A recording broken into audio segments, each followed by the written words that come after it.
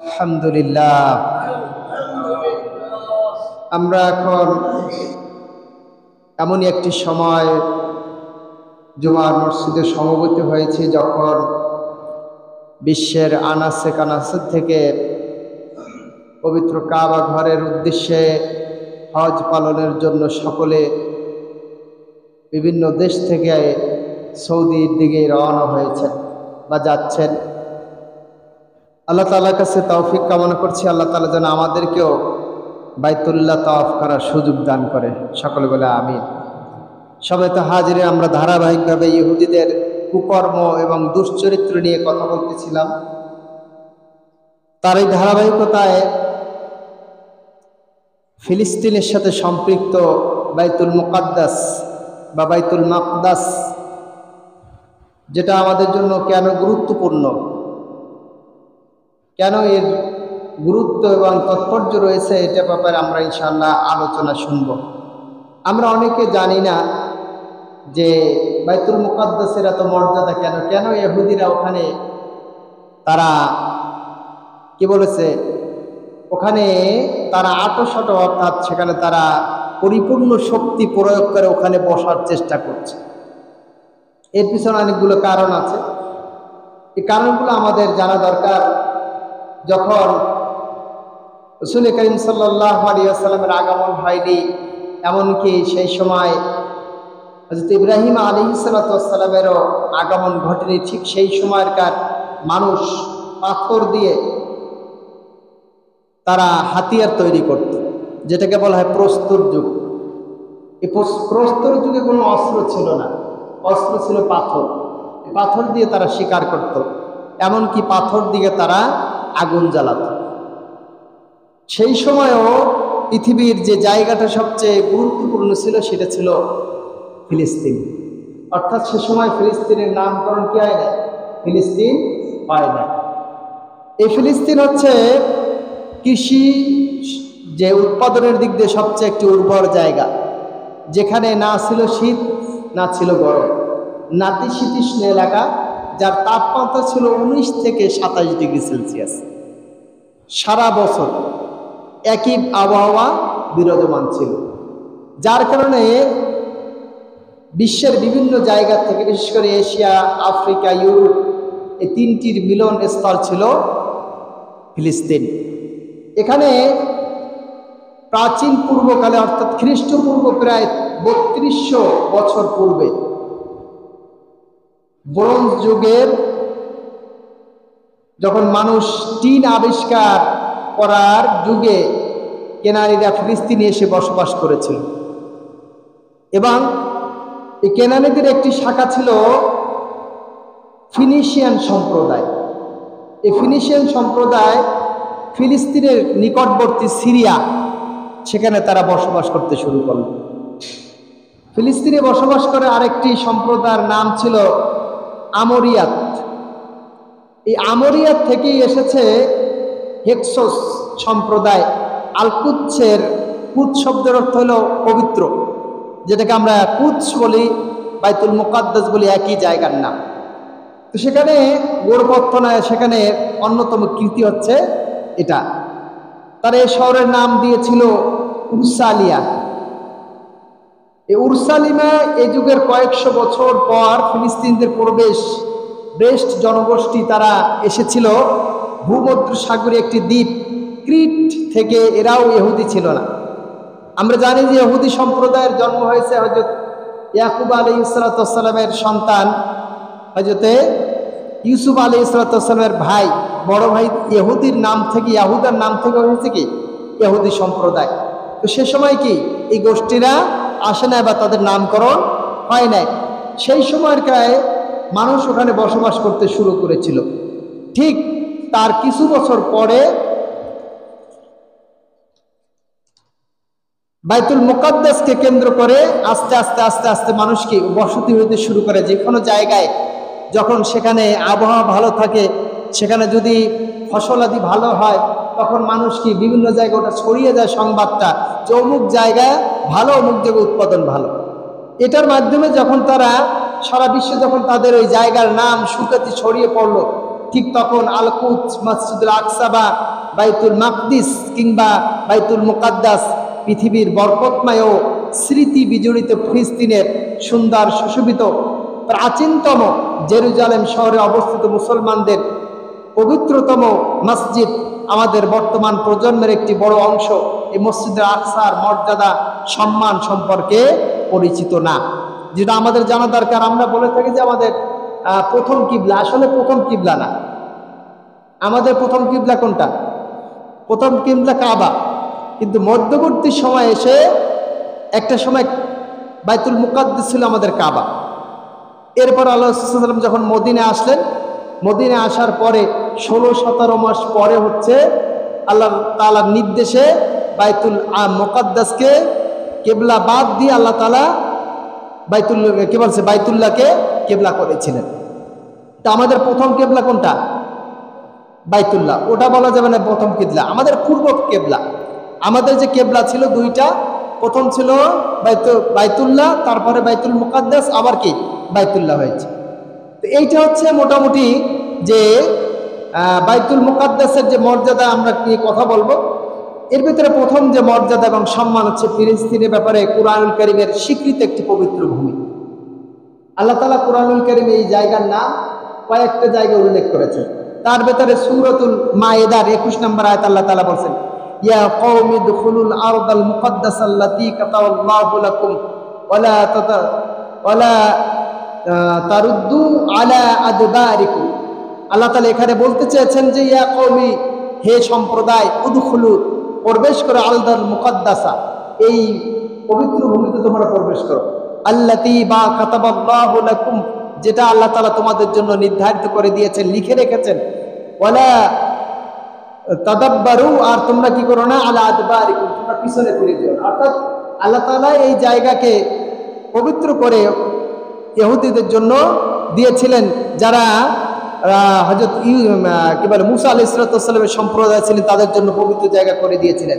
এখানে প্রবেশ করে এখানে তারা বলছিলেন যে তোমরা উল্টা দিকে যেও না, বরঞ্চ উল্টা দিকে গেলে তোমরা ক্ষতিগ্রস্ত হবে। এখান থেকে একটা বরকতময় জায়গা পেলাম। 2 নম্বর হচ্ছে এটা হচ্ছে নবী রাসূলদের স্মৃতি বিজড়িত একটা জায়গা। এই পৃথিবীতে যত নবী এসেছে সবচেয়ে বেশি নবীর আগমন ঘটেছে কোথায়? ফিলিস্তিনে সবচেয়ে বেশি। এই পৃথিবীতে যত নবী এসেছে তার মানে অর্ধেকের বেশি নবী আসছে শুধু ফিলিস্তিনের ভিতরে। সুবহানাল্লাহ। এবং অসংখ্য আমরা যারা আউলিয়া কেরাম যারা বলি, বড় বড় আউলিয়া, বড় বড় পীর বুজুর্গ যারা ছিলেন, তাদের বেশিরভাগই হচ্ছে ফিলিস্তিনের আশপাশে তারা শুয়ে আছেন। আল্লাহ তাআলা এই ব্যাপারে বলছেন সূরাতুল আম্বিয়ার 71 নম্বর আয়াতে বলছে, আল্লাতী বারাকনা ফিহা লিল আলামিন, যে আমি এই ভূমিকে বরকতময় করে দিয়েছি। সুবহানাল্লাহ। এই জন্য এটা হচ্ছে একটি বরকতময় জায়গা। 3 নম্বরে যে জায়গাটা হচ্ছে এটা হচ্ছে বরকতপূর্ণ একটি ভূমি। আল্লাহ তাআলা বলেছেন, সুবহানাল্লাযী আসরা বিআবদিহি লাইলাম মিনাল মাসজিদিল হারাম ইলাল মাসজিদিল আকসাল্লাযী বারাকনা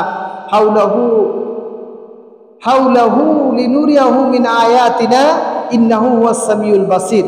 আল্লাহ তাআলা সূরাতুল ইসরা বা বনী ইসরাঈলের শুরুতেই আল্লাহ তাআলা বলেছেন, সুবহানাল্লাযী আসরা বিআবদিহি লাইলাতাম মিনাল মাসজিদিল হারাম ইলাল মাসজিদিল আকসা। আল্লাহ তাআলা কি করেছেন?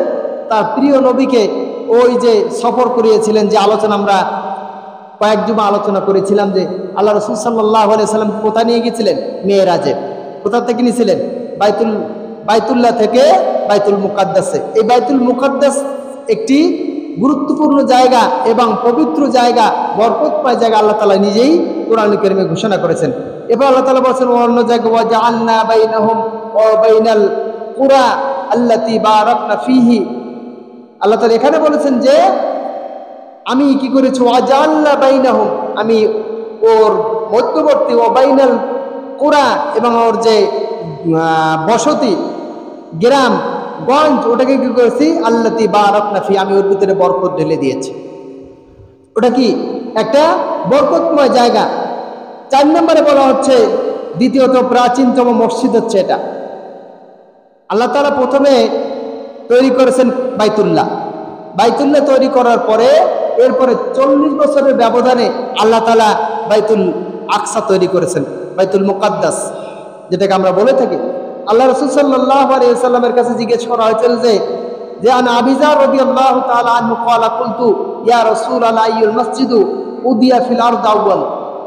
হযরত আবু যার রাদিয়াল্লাহু তাআলা বর্ণিত তিনি বলেন যে কুলতু আমি জিজ্ঞেস করি ইয়া রাসূলুল্লাহ আল্লাহ রাসূল আইয়ুল মসজিদ কোন মসজিদে উদিয়া ফিল আরদ আউয়াল প্রথম পৃথিবীতে যে ঘর তৈরি হয়েছে মসজিদ তৈরি সেটা কোনটা? রাসূল সাল্লাল্লাহু আলাইহি ওয়াসাল্লাম বলেন আল মসজিদুল হারাম। প্রথম মসজিদ কোনটা? মসজিদুল হারাম। এবার সে কুলতু আমি আবার জিজ্ঞেস করলাম সুম্মা আইয়ু এরপরে কোনটা? ক্বালা আল মসজিদুল আকসা। এরপরে হচ্ছে মসজিদুল আকসা। ফাকুলতু আমি আবার জিজ্ঞেস করলাম কাম বাইনাহুমা যে এই যে দুইটা মসজিদ হইলো এই দুইটা মসজিদের মধ্যবর্তী সময় কতটুকু, ব্যবধান কতটুকু? যে একটা মসজিদ হয়েছে এরপরে আরেকটা মসজিদে সময়ের ভিতরে কতটুকু ব্যবধান দিল? ক্বালা তিনি বললেন আরবাঈনা সানা 40 বছর। কত বছর? 40 বছর। তাতে একটা মসজিদ হওয়ার 40 বছরের ব্যবধানে আবার কি করেছেন? আল্লাহ তাআলা আরেকটা মসজিদ তৈরি করেছেন। এটা ছিল হযরত শীশ আলাইহিস সালাতু ওয়াস সালামের নির্মিত একটি মসজিদ ছিল। প্রথমটা করেছিলেন কাবা তৈরি করেছিলেন কে? প্রথমে আদম আলাইহিস সালাতু ওয়াস সালাম। এরপরে কে? হযরত ইব্রাহিম আলাইহিস সালাতু ওয়াস সালাম। অর্থাৎ নূহ আলাইহিস সালাতু ওয়াস সালামের সময় কি হয়েছিল? প্লাবন হয়েছিল। প্লাবনের কারণে মসজিদ কি হয়েছিল? ধ্বংস হয়ে গিয়েছিল, নষ্ট হয়ে গিয়েছিল। যার কারণে আল্লাহ তাআলা আবার কি করেছেন? ইব্রাহিম আলাইহিস সালাতু ওয়াস সালাম এবং তার সন্তান হযরত ইসমাঈল আলাইহিস সালাতু ওয়াস সালাম এই দুই বাপ বেটা মিলে আবার মসজিদ তৈরি করেছিলেন। প্রথম তৈরি করেছিলেন, একেবারে প্রথম মসজিদ তৈরি করা ছিল ফেরেশতাদের তৈরি, একেবারে সর্বপ্রথম। এটা ঠিক বাইতুল মামুর যেটা ফেরেশতাদের যে মসজিদ, ওই মসজিদের ঠিক একেবারে সেন্টার পয়েন্ট হচ্ছে বাইতুল্লাহ। সম্মানিত হাজিরিন, 5 নম্বর যে মর্যাদা সেটা হচ্ছে, এটা হচ্ছে তৃতীয় গুরুত্বপূর্ণ মর্যাদাপূর্ণ একটি মসজিদ। আল্লাহ রাসূল সাল্লাল্লাহু আলাইহি ওয়াসাল্লামের কাছে জিজ্ঞেস করেছে যে ভ্রমণ করার জন্য আমরা বিভিন্ন সময় বিভিন্ন জায়গায় ঘুরতে যাই। মনে করেন এখান থেকে 7 গম্বুজে নামাজ পড়তে যাই না অনেকে শখ করে। তারপরে আমরা বিভিন্ন জায়গায় ওই যে পাগলা মসজিদ আছে কোথায় যেন, টাঙ্গাইলে মনে হয়। তারপরে 201 গম্বুজ মসজিদ নামাজ পড়তে যাই আমরা। সিলেটের যে মাজারের মসজিদ আমরা নামাজ পড়তে যাই।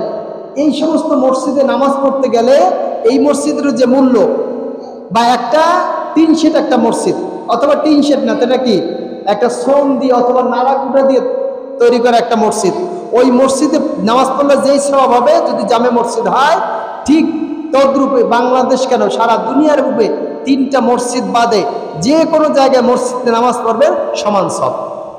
হিসাব বলেন তো, সমান সওয়াব। আলাদা কোনো মসজিদের কি নাই? মর্যাদা নাই। 3টা মসজিদের মর্যাদা আল্লাহ তাআলা রেখেছেন। কয়টা? 3টা মসজিদ। এই 3টা মসজিদের ব্যাপার বলেছে লা তুশহাদু আর রিহালা, বলছে যে তোমরা ভ্রমণ করো না ইল্লা ইলা সালাসি মাসাজিদ, 3টা মসজিদ ছাড়া তোমরা কোথাও নেকির উদ্দেশ্যে সওয়াবের উদ্দেশ্যে কি করবে না? ভ্রমণ করতে যাবে না, এটা বৈধ নয়। বলছে 1 নম্বর মসজিদুল হারাম, প্রথম মসজিদ হচ্ছে মসজিদুল হারাম। দ্বিতীয় মসজিদ হচ্ছে মসজিদুর রাসূল সাল্লাল্লাহু আলাইহি ওয়াসাল্লাম, যেটাকে আমরা নববী বলি, মসজিদে নববী বলি। 3 নম্বর হচ্ছে মসজিদুল আকসা, 3 নম্বরটা মসজিদুল আকসা। তাহলে পৃথিবীতে যত মসজিদ আছে এই মসজিদ সময়ের মধ্যে এই 3টা মসজিদ হচ্ছে সবচেয়ে গুরুত্বপূর্ণ। এই গুরুত্বপূর্ণ মসজিদে সফর করা যাবে, সফর করা যায়। এছাড়া অন্য কোনো মসজিদে নেকির উদ্দেশ্যে সওয়াবের উদ্দেশ্যে ভ্রমণ করা জায়েজ নাই।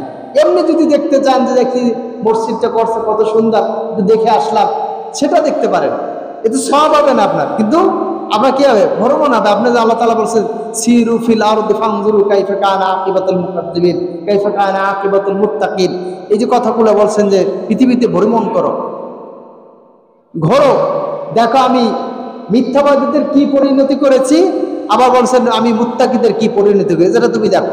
আল্লাহ সৃষ্টি দেখলে হয়তো আমাদের ঈমান বাড়তে পারে, এই জন্য আমরা ভ্রমণ করবো। 6 নম্বর বলা আছে মুসলমানদের এক সময়কার কিবলা হচ্ছে বাইতুল মুকাদ্দাস।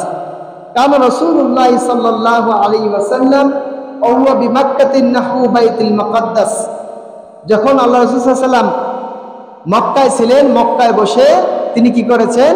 বাইতুল মুকাদ্দাসে ফিরে নামাজ পড়েছেন।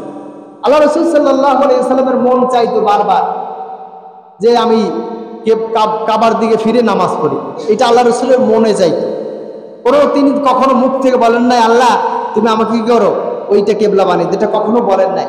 আল্লাহ মাঝে মাঝে তিনি আকাশের দিকে তাকাইতেন, আর এরকমের মন থেকে নিয়ে মানে ভিতরে একটা কষ্ট তার ব্যথা দিত তাকে যে আমি বাইতুল মুকাদ্দাসে নামাজ পড়ছি, আমি একটু কি কাবার দিকে ফিরে নামাজ পড়ব। এই মনের যে আকুতি আল্লাহ তাআলা এটা কবুল করেছেন এবং আয়াত নাজিল করেছেন যে আমি জানি তুমি বারবার আসমানের দিকে তাকাও আর তোমার ইচ্ছে হয় তুমি বাইতুল মুকাদ্দাস ছেড়ে তুমি কাবার দিকে কি করো মুখ ফিরিয়ে নামাজ পড়ে, এটা তোমার মন চায়। আমি আল্লাহ তাআলা তোমার মনের অবস্থা বুঝতে পেরেছি, এখন থেকে তুমি কি করবা বাইতুল্লাহর দিকে ফিরে নামাজ পড়বে। সুবহানাল্লাহ। এটা ছিল আসরের নামাজ।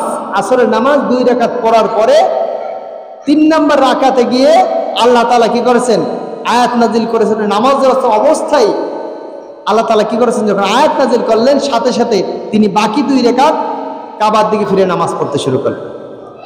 এইখানে এটাকে বলা হয় জুল কিবলাতাইন। এটা হচ্ছে মসজিদে কুবা বলা হয়।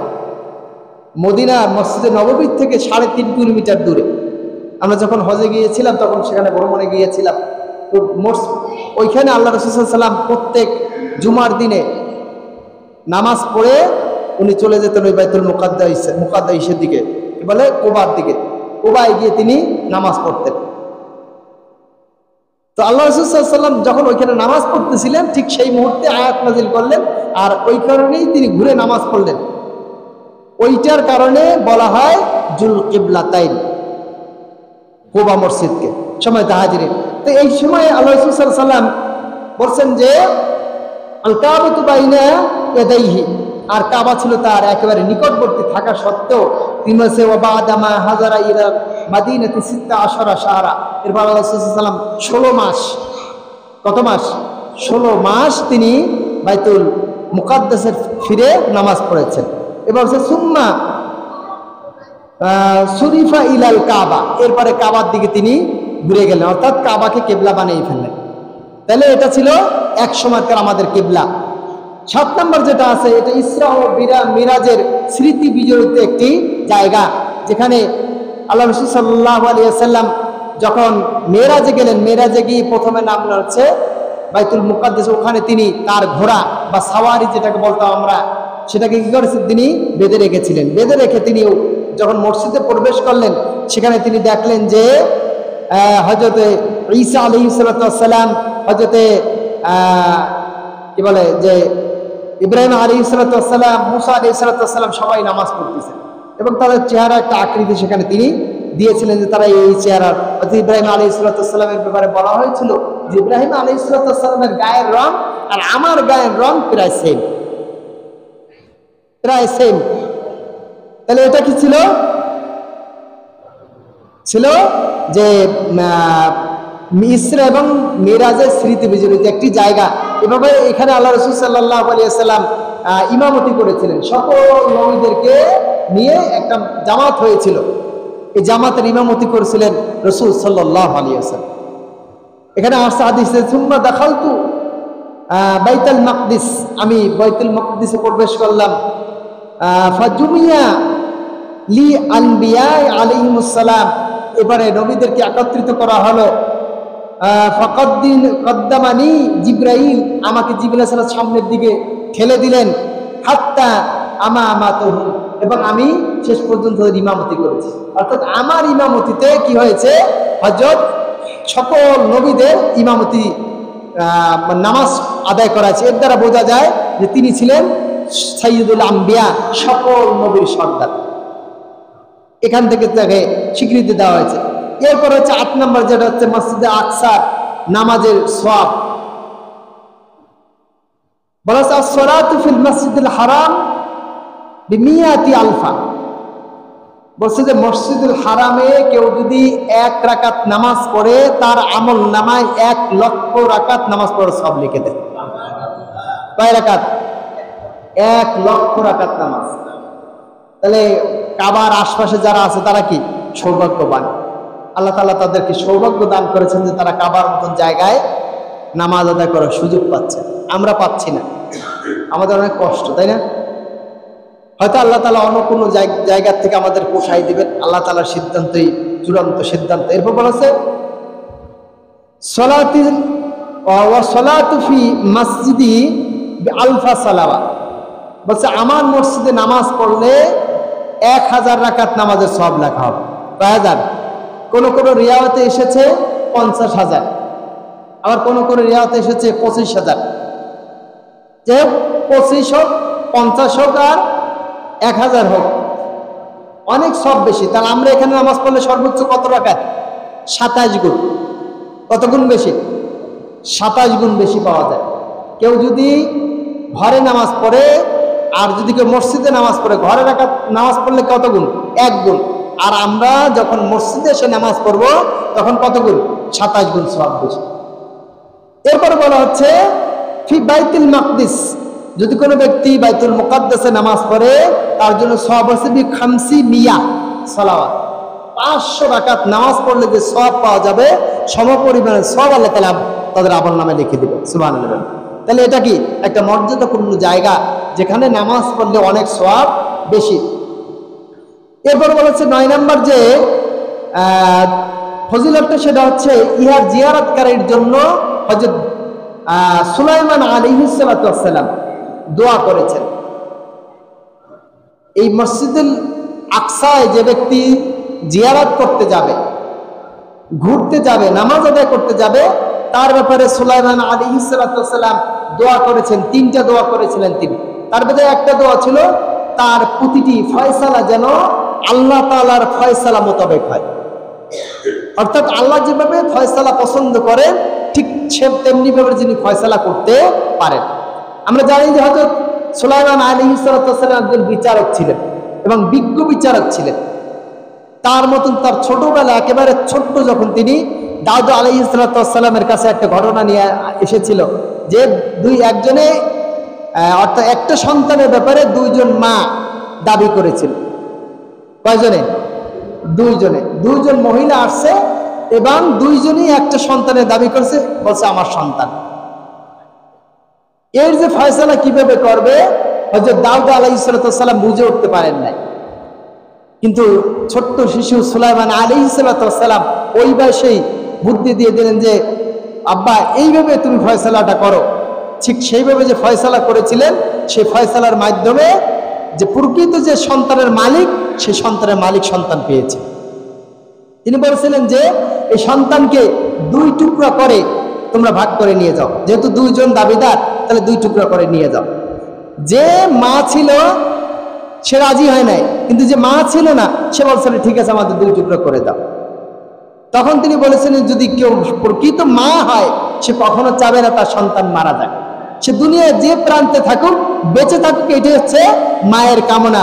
অতএব তুমি চেয়েছো তোমার এই সন্তানকে দ্বিখণ্ডিত করার জন্য, তুমি প্রকৃত সন্তানের মা না, মা হচ্ছে ওই যে সন্তানের স্যাক্রিফাইস করেছে। সুবহানাল্লাহ। এই সুলাইমান আলাইহিস সালাতু ওয়াস সালাম তিনি ছিলেন একজন বিজ্ঞ বিচারক। পৃথিবীর ভিতরে যত বিচারক ছিলেন তার ভিতরে তিনি একজন বিজ্ঞ ছিলেন, বিচারক ছিলেন, জ্ঞানী ছিলেন তিনি।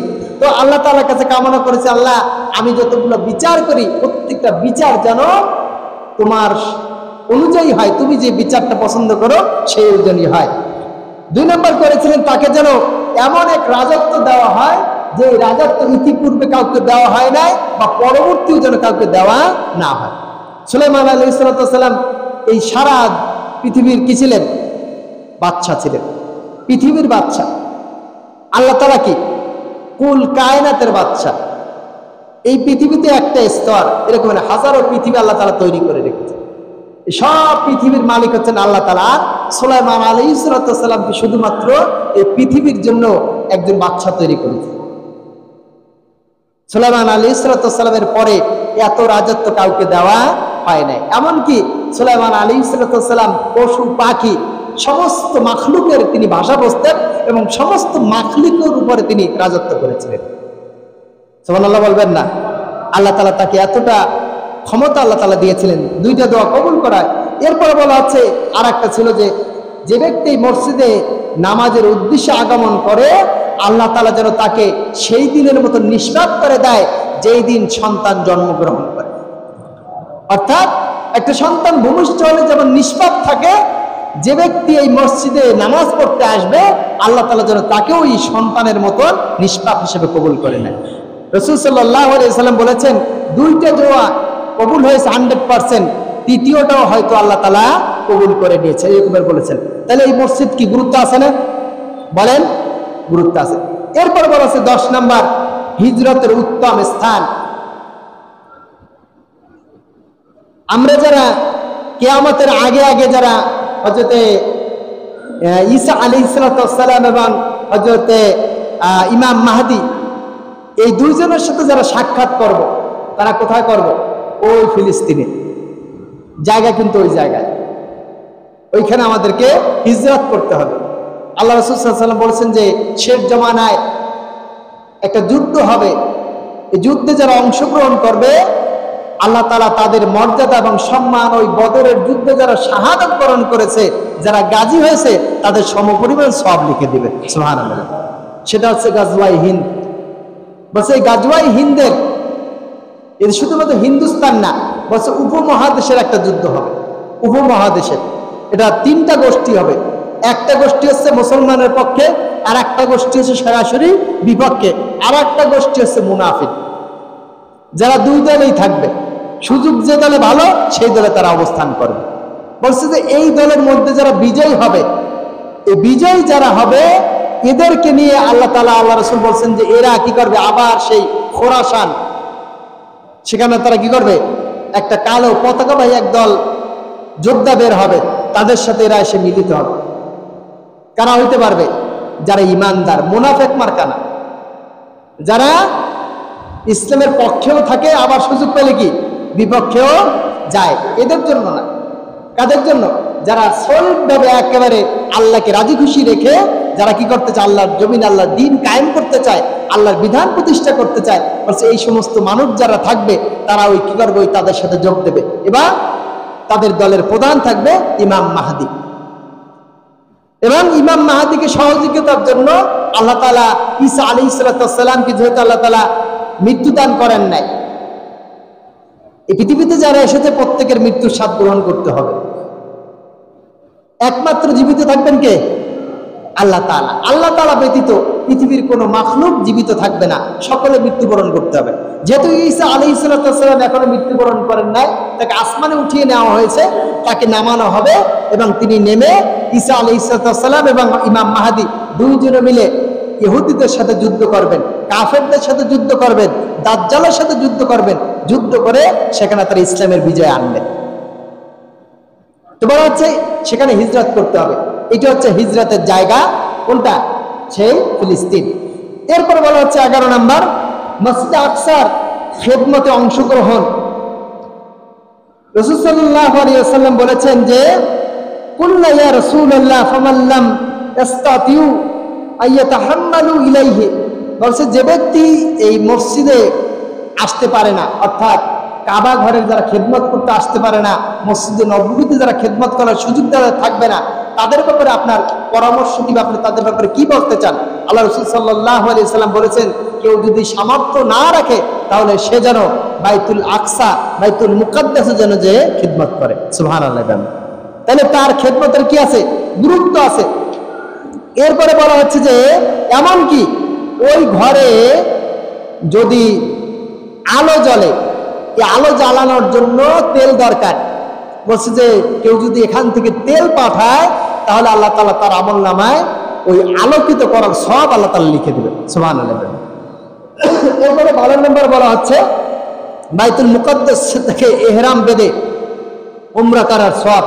আল্লাহ রাসূল সাল্লাল্লাহু আলাইহি সাল্লাম বলেছেন, যে ব্যক্তি বাইতুল মুকাদ্দাস থেকে ইহরাম বেঁধে উমরা করবে আল্লাহ তাআলা তার সমস্ত গুনাহগুলো মাফ করে দেবে। এরপর বলা হচ্ছে 13 নম্বর হচ্ছে বাইতুল মুকাদ্দাসের সান্নিধ্যে বসবাস করার সুযোগ গ্রহণ করা। বলছে এমন একটি জমানা আসবে যখন কোনো ব্যক্তি ঘোড়ার রশি পরিমাণ জায়গাও যদি পেয়ে যায় তাহলে সে যেন ওই ঘোড়ার জায়গাটুকু নিয়েই বাইতুল মুকাদ্দাসের আশপাশে বসবাস করে। কোন জায়গায়? বাইতুল মুকাদ্দাসের আশপাশে গিয়ে বসবাস করে, ফিলিস্তিনে যে বসবাস করে। 14 নম্বরে বলা হচ্ছে বাইতুল মুকাদ্দাসে মৃত্যুর তামান্না করা, আশা করা। আল্লাহ রাসূল সাল্লাল্লাহু আলাইহি ওয়াসাল্লাম বলেছেন, হাদিসটি বুখারী 1339 এবং মুসলিমের 2372 নম্বর হাদিসে এসেছে। আল্লাহ রাসূল সাল্লাল্লাহু আলাইহি ওয়াসাল্লাম বলেছেন যে তিনি আল্লাহর কাছে প্রার্থনা করলেন যেন তাকে পবিত্র ভূখণ্ডের কাছে নিয়ে যাওয়া হয় এবং সেখান থেকে একটি পাথর নিক্ষেপ করলে পবিত্র ভূমিতে পতিত হয়। অর্থাৎ এমন জায়গা অন্তত নিয়ে যাওয়া হয় যেখানে যেন বাইতুল মুকাদ্দাসের আশপাশে একটা পাথর নিক্ষেপ করলেও পৌঁছে যায়। বলছে যদি আমি সেখানে থাকতাম তবে লাল টিলার কাছে রাস্তার পাশে আমি তাদেরকে তার কবর দেখিয়ে দিতাম। এখানে তামান্না করা, আশা করা। আমরা অনেকে আশা করি যেন আমাদের মৃত্যুটা কোথায় হয়, কাবার আশপাশে হয়, মসজিদে নববীর আশপাশে হয়, করি না আমরা? আল্লাহ রাসূল বলছেন যে এই তামান্নাটা বাইতুল মুকাদ্দাসের ক্ষেত্রেও করা যাবে, করা উচিত। এরপরও আছে আহলে হকের অবস্থান স্থল। বলা হচ্ছে আমার উম্মতের মধ্যে লা তাযালু তায়ফাতুম মিন উম্মতি আলাল দীনি যাহিরিনা লা আদওয়াহুম কারিহিনা। বলছে যে আমার উম্মতের এমন একটি দল সর্বদা সত্যের উপর অবিচল থাকবে, তাদের দুশমনদের উপরে তারা সবসময় বিজয়ী হয়ে থাকবে, তাদের সঙ্গ ত্যাগ করে কেউ কোনো ক্ষতি করতে পারবে না। অবশেষে আল্লাহ তাআলার নির্দেশ আসবে এবং তারা এভাবেই থেকে যাবে। সাহাবায়ে কেরাম জিজ্ঞেস করলেন এই দলটি অবস্থান কোথায়? তিনি বললেন বাইতুল মুকাদ্দাস এবং তার আশপাশের লোক। আমরা হয়তো অনেকে মনে করছি যে বাইতুল মুকাদ্দাসের আশপাশে যারা আছে ফিলিস্তিনি লোকজন তো মরে কি হয়ে যাচ্ছে, শেষ হয়ে যাচ্ছে, ধ্বংস হয়ে যাচ্ছে। তাদের প্রথম এটা একটা বড় একটা বিজয় তাদের। আমি গত জুমায় বলেছিলাম যে আমাদের বিজয়টা কি আসলে, আমরা কি চাই? দুনিয়ার রাজত্ব চাই বলেন সবাই, নাকি আখেরাতের মুক্তি চাই? আমাদের মূল টার্গেট, মূল লক্ষ্য, উদ্দেশ্য হচ্ছে আমরা আখেরাতে নাজাত পেতে চাই। এই যদি শাহাদাত হওয়া, গাজী হওয়া, দান সদকা করা, নামাজ পড়া, যা কিছু ত্যাগ করি, মূল উদ্দেশ্য হচ্ছে আমরা যেন আখেরাতে নাজাত পাই, নাকি? তো তারা যদি, যারা ফিলিস্তিনে যারা শহীদ হচ্ছে, শাহাদাতের নজরানা যারা পেশ করছে, তারাই তো সবচেয়ে বড় সফল কাম, নাকি? তারা সবচেয়ে বড় সফল কাম। তারা তাদের জীবনকে উৎসর্গ করে আল্লাহ তাআলার জান্নাতের মেহমান হয়ে যাচ্ছে। সুবহানাল্লাহ। তাহলে এইটাই তো তাদের সফলতা, তারা তো বিজয়। আজকে দেখেন যে ফিলিস্তিনের যারা নির্মম নির্যাতন চালিয়েছে, এই ইসরায়েলের দাবানাল কি পরিমাণে হচ্ছে আপনারা অনেকেই মিডিয়ায় দেখতে পাচ্ছেন। তাদের আগুন মুঠে থামানো যাচ্ছে না, অথচ তারা চেয়েছিল আগুন দিয়ে ফিলিস্তিনবাসীদের কি করা, শেষ করে দিতে চেয়েছিল। অথচ তারাই এখন দাবানলে জ্বলছে এবং সারা দুনিয়াব্যাপী তারা এখন সাহায্যের হাত বাড়াচ্ছে, আমাদেরকে সাহায্য করো, আমরা বিপদ পড়েছি, আমাদেরকে বাঁচাও। তো আমাদের সফলতা তো এইটা বড় সফলতা। যারা দুনিয়ার থেকে চলে গেছে তারা পার হয়ে গেছে। আমরা যারা দুনিয়া আছি, ঈমান নিয়ে যদি যেতে পারি, আমল নিয়ে যদি যেতে পারি, আর আল্লাহ তাআলা যদি আমাদেরকে মাফ করে দেয়, এটা হচ্ছে আমাদের জন্য সফলতা হবে। আর আল্লাহ তাআলা যদি মাফ না করে, ঈমান নিয়ে যদি না যেতে পারি, তাহলে আমরা সফল না। আমরা হয়তো অর্থের আমাদের অনেক হতে পারে যে আমরা অর্থ পেয়েছি, আমরা রাষ্ট্র পেয়েছি, কিন্তু আমরা ঈমান নিয়ে জান্নাতে যেতে পারি নাই। এটি হচ্ছে আমাদের সবচেয়ে বড় ব্যাপার। সময়তে হাজিরিন, আল্লাহ রাসূল সাল্লাল্লাহু আলাইহি ওয়াসাল্লাম বলছেন যে এটা হচ্ছে সবচেয়ে বড় বিজয়ের ব্যাপার। তো হক ও বাতিলের নির্ধারণী লড়াই হবে শেষ লড়াই, যেটাকে বলা হয় একেবারে চূড়ান্ত লড়াই। আমরা এখন ইহুদিদের মৃত্যু কামনা করছি, আসলে ইহুদিরা এখন মরবে না। কেন মরবে না? তাহলে তো আল্লাহ রসুলের ভবিষ্যৎবাণী মিথ্যা হয়ে যাবে। আল্লাহ রসুল কি ভবিষ্যৎবাণী মিথ্যা? হ্যাঁ, এটা সত্য হবেই হবে। তো আল্লাহ রসুল ভবিষ্যৎবাণী করেছেন যে ইহুদিদের সাথে মুসলমানদের যুদ্ধ হবে, যে যুদ্ধে ইহুদি এবং মুসলমান এমন যুদ্ধ হবে যে তারা যদি গাছের পাশে দিয়ে পালায়, ওয়ালের পাশে দিয়ে পালাবে, বিল্ডিং এর পাশে গিয়ে পালাবে, পাথরের পিছনে যে পালাবে, প্রত্যেকের মুখ আল্লাহ তাআলা জবান খুলে দিবেন। সুবহানাল্লাহ। এবং বলবেন হে মুসলমান, এই আমার পিছনে পাথর করবে, আমার পিছনে একটা ইহুদি আছে, ধরো এটার মারো। গাছ বলবে যে আমার পিছনে একটা ইহুদি আছে, ধরো এটাকে মারো। সব নির্দেশনা গাছ, পাথর, দেওয়াল, বিল্ডিং সব দিতে থাকবে। আর এভাবে তাদেরকে ধরে ধরে তাদের কি করা হবে, দুনিয়ার থেকে নিচ্ছিন্ন করে দেওয়া হবে। তো সেই সময় আসা পর্যন্ত তো ধৈর্য ধরতে হবে, নাকি? হ্যাঁ, আমরা জানি যে মুসা আলাইহিস সালামের কওমের যারা ছিল, বনি ইসরায়েলের দল যারা, এই বনি ইসরায়েলদের উপর প্রায় 900 বছর ফিরাউনরা জুলুম করেছে। কত বছর? 900 বছর প্রায়। শুধু ফিরাউন একা না, বলছে ফিরাউন যারা একজন যায় আর একজন আসে। যেমন আমাদের দেশে আমরা বলি কি প্রধানমন্ত্রী, আর মিশরে যারা তাদের উপাধি ছিল কি ফিরাউন। ফিরাউন কোনো ব্যক্তির নাম না, ফিরাউন কি না কোনো ব্যক্তির নাম না, কিন্তু ওটা হচ্ছে একটা পদের নাম। ওটা কি নাম? এখানে যিনি আসবেন তার উপাধি কি? খতিব। উপাধি কি? খতিব। এখানে আমি আফজাল আছি তো আমার নাম আফজাল। এখানে যদি হারুন সাহেব ছিল তার নাম হারুন, পদের নাম হচ্ছে খতিব। তাহলে ওই ফেরাউনের যে রাষ্ট্রের প্রধান ছিল ছাত্র, তাকে বলা হচ্ছে ফেরাউন। বলছে ফেরাউন প্রায় 900 বছর বনি ইসরায়েলের উপরে জুলুম চালাইছে, নির্যাতন চালাইছে। এরপরে যে আল্লাহ তাআলা কি করেছেন? তাদেরকে নাজাত দিয়েছেন হযরত মুসা আলাইহিস সালামের আগমনের পরে। তাও কত বছর? 40 বছর পরে নবুয়ত পেয়েছেন। নবুয়ত পাওয়ার পরে তাদেরকে নিষ্কৃতি দেওয়া হয়েছে। তাহলে আমাদের এই যে ফিলিস্তিনের যে ঘটনা, ওভারঅল 100 বছর হয়েছে। এত তাড়াতাড়ি ধৈর্য হারা হলে হবে না। তবে কি আমরা বসে থাকবো? না, আমরা আমাদের চেষ্টা চালিয়ে যাব। আমাদের চেষ্টা চলমান থাকবে। আর এই চেষ্টার প্রক্রিয়ায় কিছু মানুষ শহীদ হবে, আল্লাহ তাআলা বাছাই করে নেবেন যাদেরকে জান্নাতের জন্য ভালোবাসেন, যাদেরকে আল্লাহ তাআলা তাড়াতাড়ি দিদার দিতে চান, তাদেরকে ওখান থেকে উঠিয়ে নেবেন। এটাই স্বাভাবিক। এটা তো তাদের সৌভাগ্য যে আল্লাহ তাআলা বাছাই করে তাদেরকে শাহাদাতের মর্যাদা দিয়ে দুনিয়া থেকে নিয়ে যাচ্ছেন। সময়টা হাজিরি। তো বলা হচ্ছে যে একটা গাছ বলে উঠবে যে, গাছ বলে উঠবে যে হে, যে বলাবি ইয়া মুসলিম, হে মুসলমান, ইয়া আব্দাল্লাহ, হে আল্লাহর বান্দা, হাযা ইহুদিয়ু, এই হচ্ছে ইহুদি, খালফি, আমার পিছনে, আমার পিছনে ইহুদি আছে। তারপরে কি হচ্ছে? বলে তাদেরকে ধরা হবে এবং তাদেরকে হত্যা করা হবে। কিন্তু একটা গাছ তাদেরকে দেখাই দেবে না, সেটা নাম হচ্ছে গরকাত। এই গরকাত গাছ আছে একটা, যে গাছটা তাদের ব্যাপারে সাক্ষ্য দিবে না, তাদেরকে দেখাই দিবে না, তাদের পক্ষে নিবে, তাদেরকে আশ্রয় দেওয়ার চেষ্টা করবে।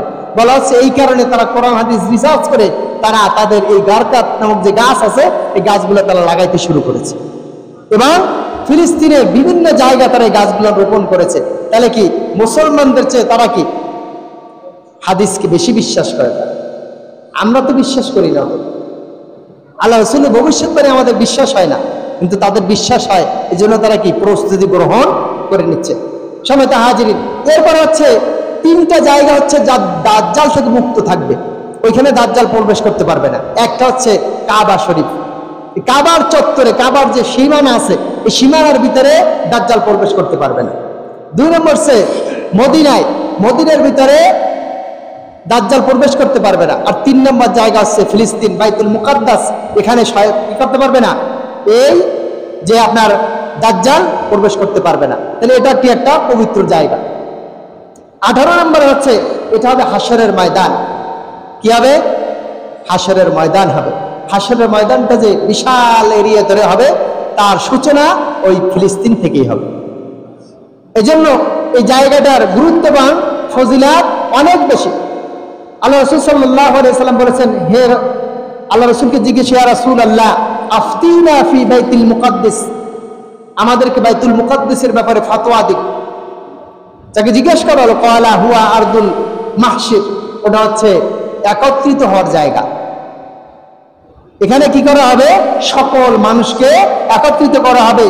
এই দুনিয়া, পৃথিবীর শুরু থেকে, অর্থাৎ আদম আলাইহিস সালাম থেকে শুরু করে কিয়ামতের আগের দিন পর্যন্ত যে মানুষটা পৃথিবীতে আসছে বা আসবে, দুনিয়া থেকে বিদায় নেবে, সকল মানুষকে ওইখানে একত্রিত করা হবে।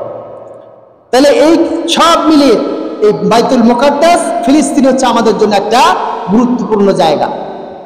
এই জায়গার জন্য আমাদেরকে লড়াই করা দরকার, আমাদের জিহাদ করা দরকার, আমাদের প্রস্তুতি গ্রহণ করা দরকার। ইনশাআল্লাহ আগামী দিনে আমরা এই বাইতুল মুকাদ্দাসের জন্য করণীয় এবং আমাদের যে গুরুত্বপূর্ণ ভূমিকা আছে, এটা নিয়ে আমরা আলোচনা করব। আজকের মতন যে কথাগুলো বললাম, আল্লাহ তাআলা আমাদের সকলকে এই কথাগুলোর উপরে আমল করার তৌফিক দান করুক এবং বাইতুল মুকাদ্দাস সহ সারা দুনিয়ার মসজিদ এবং মুসলমানদের জান মাল ইজ্জতের আল্লাহ তাআলা হেফাজত করুক।